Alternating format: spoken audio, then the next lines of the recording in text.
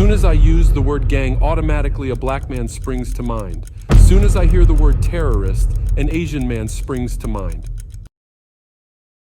First and foremost, I would never support any initiative, and I'd make sure that the influence I have across this country, we would mobilise against the police force to ensure that there is massive resistance against the police having a unilateral right to stop and search black people willy-nilly. So that's the first thing that's going to be said, and I'm not going to retract that. Any initiative that leads to stop and search, as far as I'm concerned, must be done with strong intelligence.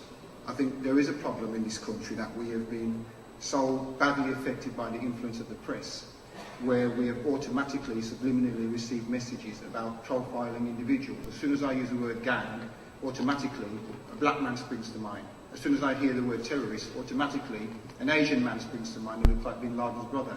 And the problem we have is that it's very difficult when you have people who are expected to enforce the law under what I would say an intoxication of sublime messages that has already profiled what they believe is the image of a particular criminal.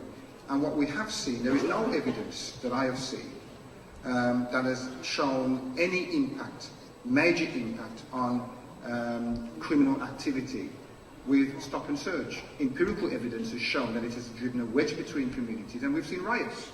And you will have more riots because it's never going to be accepted. So if you're proposing a debate about how do we address criminal activity, we use weapons, guns or knives, then I would be asking the question, what are the politicians doing?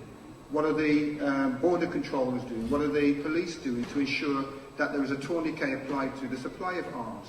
Because arms are too easily and readily available on the street. So if we're talking about challenging the enforcement agencies and the politicians to ensure that there is a reduction in the availability of arms, I'd be supporting that debate. But just to sort of have a statement that we think we should stop more black people because we think they're the ones responsible for the gun crimes in the country, that's a very dangerous position to adopt, and I think we should be very careful about making statements that would lead us to that.